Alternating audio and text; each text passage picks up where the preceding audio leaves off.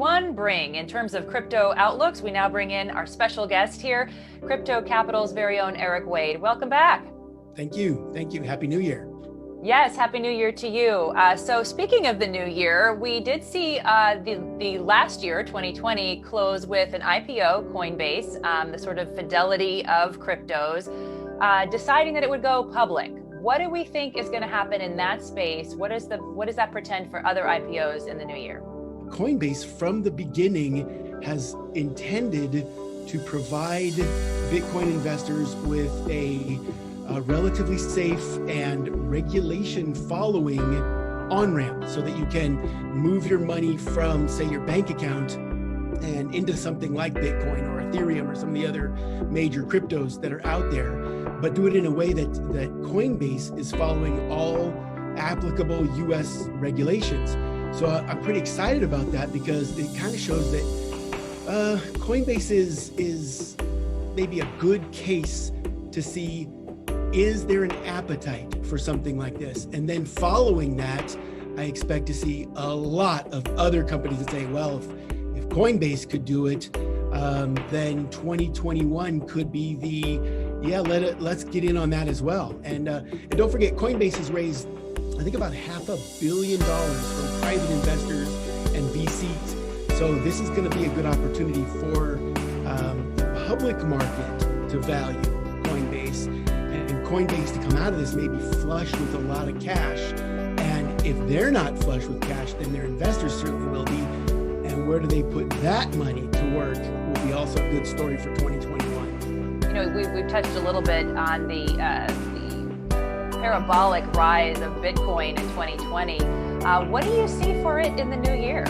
We've got public companies that are well over $1 trillion market cap, and gold is multiple trillions, and real estate is trillions upon trillions, and then don't get me started about the derivatives market, et cetera, that are uncountable amounts of trillions. So if you think about what would it take to get Bitcoin to that level, into the $1 trillion club, it does sound like, wow, that's going to take a lot of a rally, but just doing that, that's what it's going to take. And that would just get it on par with some of the larger public companies out there. Now, is that a fair comparison to say, hey, is Bitcoin, on par with Saudi Aramco or Apple or Amazon, those kinds of large companies? Maybe, maybe not. Maybe Bitcoin could be in time worth a lot more than that because it is a global, unstoppable network and a global financial system. So, that $1 trillion watermark, I expect to see it sometime in 2021. Yeah, we're going to have to rally hundreds of percent to get there. Just be ready for volatility on the way up. Usually, Bitcoin rallies see a lot of volatility on the way up. All right, hold on for the ride. Well, something else you and I have talked about in the crypto space is digital currencies, and specifically central bank digital currencies. And you have been following some of the underpinning technology in those that is also investable. How do you see that conversation moving in 2021, specifically because we don't really have an on-the-record commitment that the Federal Reserve is doing much more than talking about it, studying it. But as you've said to me previously, behind the scenes, there's likely much more going on. Yeah, likely much more going on. It's a good summary of that. In San Francisco, they're doing a lot of research for the Fed about, what even would the regulations have to look like before we could even offer this. So that's obviously the first step for central bank digital currencies in America.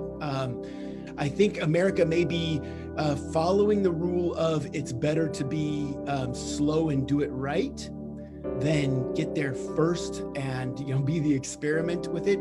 But that's not to say that there won't be a lot of other countries that are. And we're seeing a lot of news out of China that they're testing it out in certain segments of China and certain limited tests, but it's already to the point where they think they can release some of these central bank digital currencies to their citizens.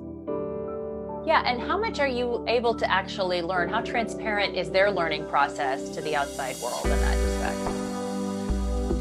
They publish a lot of good information, and I'd say there's a fair balance between what we can learn and what we can surmise, what they're not telling us. And it's really in no central bank's best interest to tell us everything before it's ready for public consumption. If you follow what I'm saying there, that we'd all like to have every piece of information be public about it, but the public overreacting or maybe misconstruing something in an early stage, I think maybe it makes sense for the central banks that are testing this out to do some of it in maybe a closed environment. And I know that sounds counterintuitive to what I usually say, because I like open source software, I like public information, I like everything on the blockchain being something that you can track. But a central bank digital currency, it's not the same thing.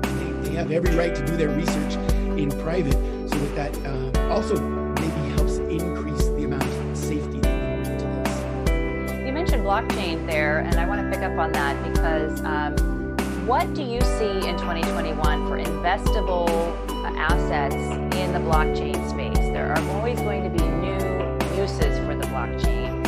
And the underlying technologies, as you've explained to me, are investable. So with something like immunity passports, for example, which is going to be a big conversation in 2021, I believe, how to track those who've been vaccinated and whether they can enter certain locations and countries based on that.